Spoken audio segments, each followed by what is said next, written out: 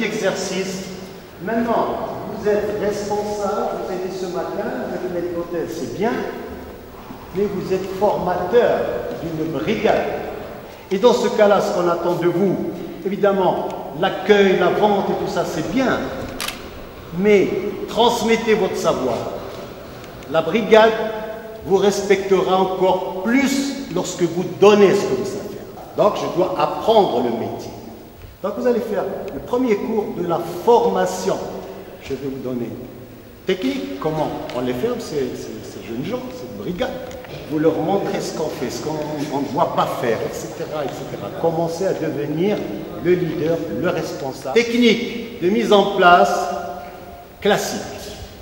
Là, c'est un menu connu, fixe, il est là. Il y a une salade niçoise, on a fait un petit menu parce qu'on est au bord de la mer, Méditerranée.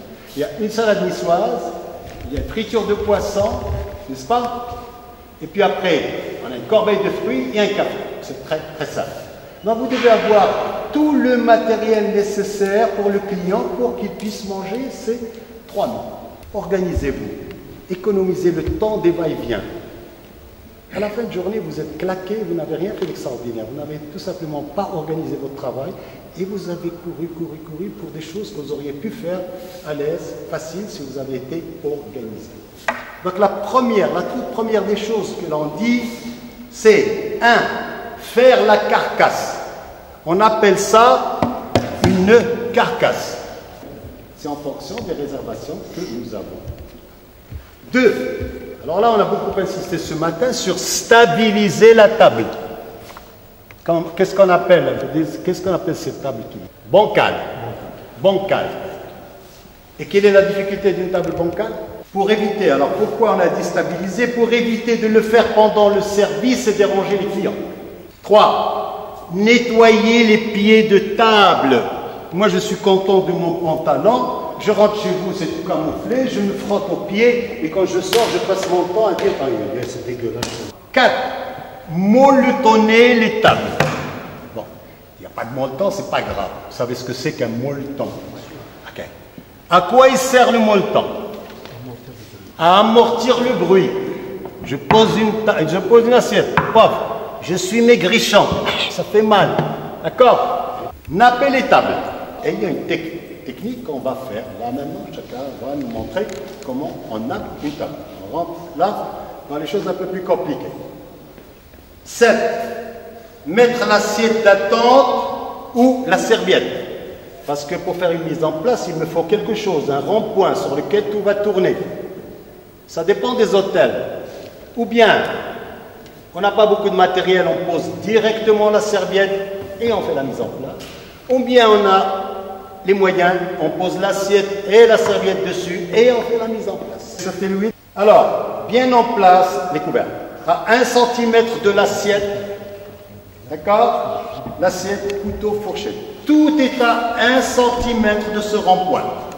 Le haut, le bas, les côtés, tout est à 1 cm. L'œil déjà, quand j'arrive et je vois une belle mise en place, ça fait plaisir, c'est agréable. 9. Mettre l'assiette à pain. Alors cette assiette à pain, il y a beaucoup d'hôtels qui n'en ont pas. Et même ici, vous posez une corbeille à pain. Bien sûr que ça se fait. Mais la façon de me présenter cette corbeille veut dire, ne me casse plus la tête, je te donne le pain d'ici jusqu'à la fin de ton repas. Cette assiette à pain, elle se met à gauche, à 1 cm de la grande fourchette, d'accord? À 10 cm du bord de la table, elle est en haut, du bord de la table à 10 cm, elle est en haut. Le diamètre de l'assiette doit tomber dans le creux de la grande fourchette. La grande fourchette et le diamètre de cette assiette doit être là. Maintenant, j'ai une table, à la rigueur, il pourra, mais il est juste.